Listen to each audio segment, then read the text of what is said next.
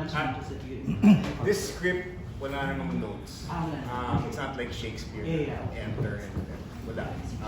So it's very, very open to interpretation. However, the movie kasi, they rewrote it to be specific to Jonathan Larson. Oh, okay. This play, the character is just John. Oh. So it doesn't necessarily have to be Jonathan Larson. But of course, that's what people will now expect. Oh. So Thank you. we played along those lines. You mentioned kanina na may influence yung film version sa... Gano'n yung influence and ano yung mga changes niya from the 2016? Our 2016 version kasi was a very bare stage. The play is very, very text heavy, meaning all you really need to do is listen to the lines, and what happens in his life is actually dictated. You know, he says, she gives me a book and I open it. So you don't even have to have a book that he opens. But the movie kasi nga is more informative in terms of where things are taking place and how he was surprised during his birthday in the diner and all that. This iteration, we have what we call a semi-realistic set, meaning there's a real apartment with stuff. There are books, there's a bed. In our first product, in the 2016 version, it was a sofa that became a bed. And then there was a keyboard that was also the piano. What else? But other things were mine. The phones were mine. They would just talk to the audience. Here we have physical phones. And we will have physical changes talaga. So it's a fuller production. Simply because there's more to expect because of the movie. Yun, that's major change talaga. The set primarily is the biggest change. Although I did tell Mio that there should be segments where we still service the material the way it was written. So there's a portion in the show where things become stylized. So we use the table not just as a table but as something else. So now it's mixed. That's one of the things that Rent brought to Broadway. Yung dining table, nung inakyat ginong door, di ba?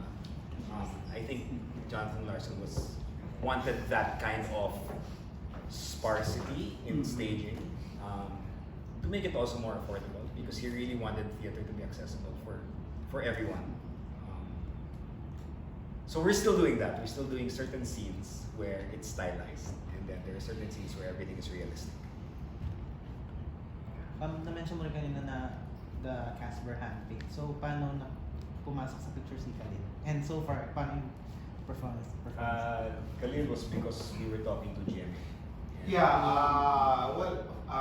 Anna and myself, we were also checked. Kasi I would be dealing with talents from like ABS-CBN and GMA. So I've been talking to like before the likes of sila Mr. M, ganyan, and sila Tracy sa GMA. So we would already take a look and study them.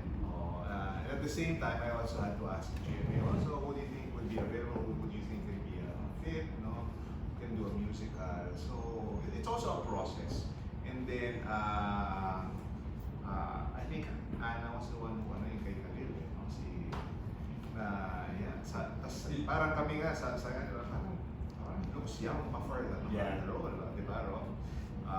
Maybe this other guy probably would look mature enough. But after some discussion, we definitely were keen on Khalil already. So I already told GMA or his management na I want to talk to Khalil. I want to interview him and ask if he's interested to do a musical. It's his first musical. I didn't know. I don't know, or I didn't know at that time if alam niya what the role entailed, kung gaano kahirap. But he was very accepting of it. it. The first time we met, diba? It was Holy Week. Yeah. Really, that was Holy But Week. he didn't really accept right away. Ah, As a okay. matter of fact, the best part dealing with Khalil was he wanted to make sure he could do the role. So he even asked Sandy if he could be assessed by me and by our vocal coach friend of ours. So we met first time Yeah. in Kalayan week. And I don't know what they did inside the room. Yeah, kasi it's very important in theater na hindi nawawala yung boses mo. If he can sustain it. There's a certain, I guess, placement. I'm not a singer. No, Anna would know. But yeah, that you don't lose your voice, especially if you're singing. Although the role naman isn't that. No, it is. It is not. It is not. Okay, sorry. It is not. It's my bad. Really challenging. But yeah, so it was a good thing na rin na we had to assess also kung kakayanin. Ganun naman din. That was primarily my concern. Because I am very much aware that musical theater is something that you actually train for. You know, these actors have trained almost all their lives. And it's something that I am inspired by, but also I am aware that I haven't had the proper training. I had training, pero it was for Popsy, which is you know, Not slightly too far. not too far, yeah. I have I guess gained at least I don't have to worry about like performing in front of an audience because I've been doing that my whole career. I have been acting ever since 2012. So those are things that I have carried over to this production. But the one thing is yung longevity and endurance of my voice, which is one thing that I needed to work on right away when I did accept the role, because I was very much aware that I couldn't, when I tried for the first time without their guidance at home, I lost my voice third, fourth song pa lang because I found myself pushing my voice too much, and my background is I used to always sing rock, and rock music is more, but I mean, when I was taught to keep pushing buga ng buga, power, which is something that you can't do here because by the time you're in your fifth, sixth song, wala na, pause ka na, you're done. And if you have to do a show tomorrow, then you won't have a voice to do it. So yeah, it was a long learning process, which I'm very happy that I did because it's so valuable. For Tanya and Red, from 2016 to now, ano yung changes ng characters and how do you like it more now? Magugulatin ako ngayon. No, I was never in the 2016 run, so this is Just actually. Jeff. I'm also new. I'm Wrong also new. musical. I can tell you that Tanya has changed. Tell them how. I actually I feel like, because I'm playing, Michael and I are playing multiple characters, and there are moments when I'm Susan, when I'm playing Susan, I feel like I'm not acting anymore. I think I've gained enough life experiences to be able to relate with her in that way, as opposed to before it was so put on, because there were some things I didn't quite understand yet, and I think it had a lot to do with, number one, the pandemic, number two, getting married, and number three, just generally getting older. Thank you. Thank you. I have a question for Khalil. Since you've been in the industry for like 12 years after you won the talent competition, no, Khalil, why it took you so long before ka nagkaroon ng theatrical or ganitong play? It's because I was terrified. Yeah, that's the short answer. I was really terrified but I loved watching musical plays. It was something that I enjoyed with my family. I enjoyed now with Gabby as well. Pero back then, I remember kasi back in 2012, I was invited to audition for the run of Sound of Music as the one of the Guantanamo children. 2012. That's your start. That's here. That was So- us. We were. Yeah, it was decent. Yeah. I was texted to I was the come to youngest kid. audition. Oh my gosh, you would have been my little brother. Oh yeah, I was texted to audition, but I was like, no, I can't audition. I can't do that because syempre we all know Sound of Music. It's super iconic, and I was so young and so naive. I was introverted before kasi sobrang tahimik lang ako. I really actually going into showbiz, I was overwhelmed by the largeness of the industry. So sabi ko, no, I can't do that. I'm gonna fail. So I put that aside, focused on TV and film. Then my first audition was actually for Huling El Bimbo, which the second run. I auditioned for AJ, but I also had to give that up because of schedule conflicts. Yeah, Topper. But yeah, I also wonder and ask the same thing. Why did it take me so long to jump and finally do this? Maybe a lot of it comes from maturity then. I guess I didn't have the confidence in my skill set at that time. I was still trying to find my place in the industry. I didn't know what to actually do.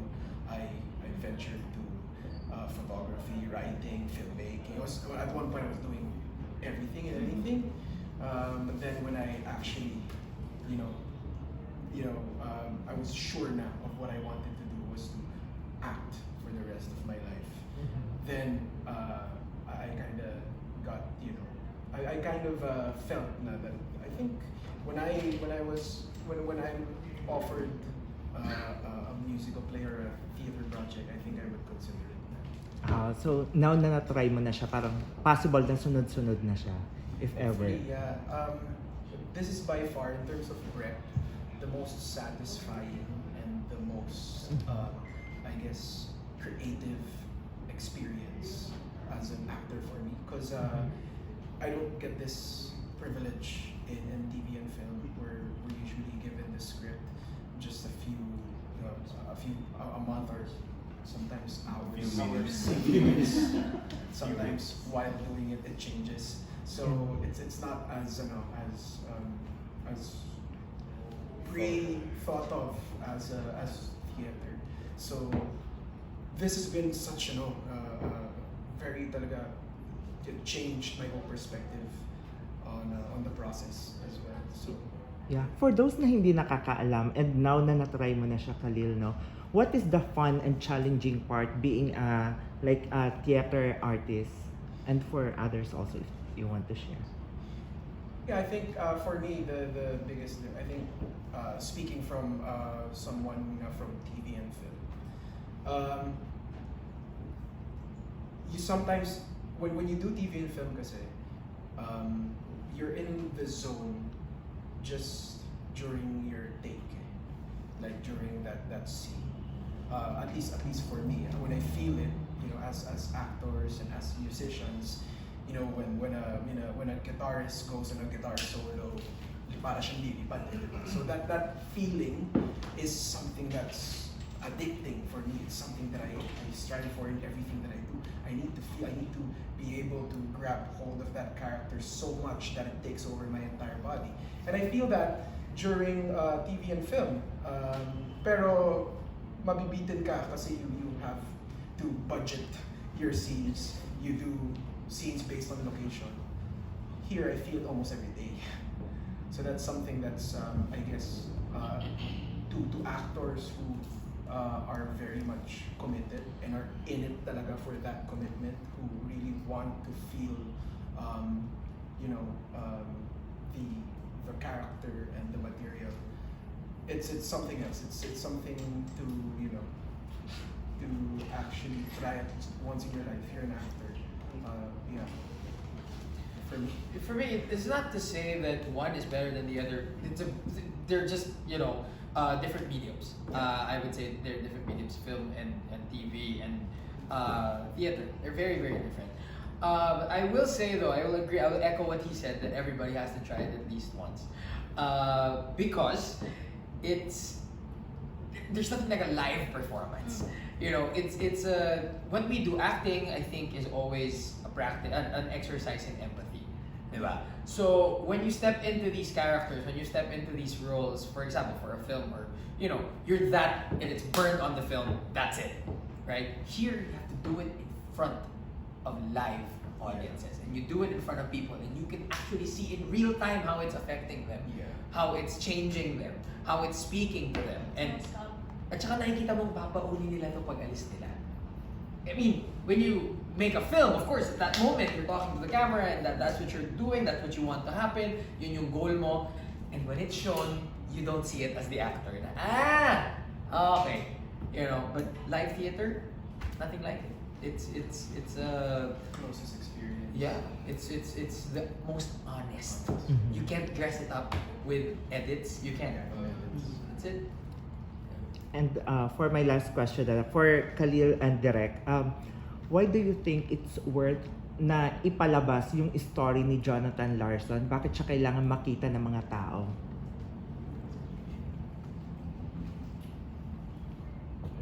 You first. Recording in progress. Yeah, recording in progress. Recording in progress. Kasi talaga niya malaman. Nire-record na. Nire-record na. Ako talaga.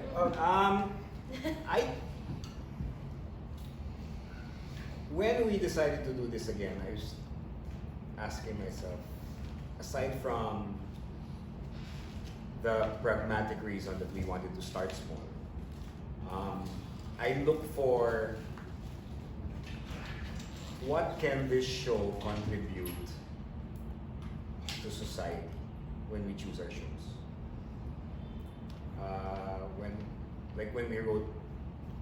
I wrote Musical na Po and we presented it, I really partly also wanted to educate the audiences on the martial law years and all that. So there's always a purpose to our shows. Some are just for plain fun, but hardly is there a show na we will do just for fun. When we did Newsies, we really wanted to show the audiences that we can have top grade dancing in the country. For this, again, coming from the pandemic, I think there are very, very few people. You know, the theater community worldwide is very small, and especially in this country. And I guess it was also a way of showing how we live our lives, because it's not very far. Even though this is set in New York, where the pressure is bigger, and where they're literally small fish in a huge ocean. Here kasi it's a pond and you have big fish. They're big fish already in the pond, and that's great. But we still all have our struggles, and we just wanted to show the world that this is what we go through. There are people out there who still think theater is a hobby. Especially when I was starting back in the late 80s and early 90s. It's a hobby. You know, I'm a theater actor and they're like, okay, well, what do you do?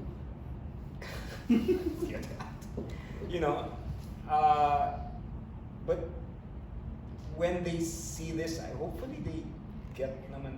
It's not that they don't respect it, but parang they'll see na grabe rin pala yung mga problema nyo. And hopefully they're more open. That's the way I guess I also wanted to share what we go through. Plus the fact it's a sort of a biography na rin of Jonathan Larson. So coming from the Netflix film, it's the opportunity to show, oh, by the way, that was based on a play, a stage musical, and this was that play it was based on. Just so you know, it's actually quite different. This is better than the movie. I prefer the play over the movie in so many ways. That was one of the one of my main objectives when putting this up. Okay. Thank you and congratulations. Si Kal. Okay. Oh, what? Same question.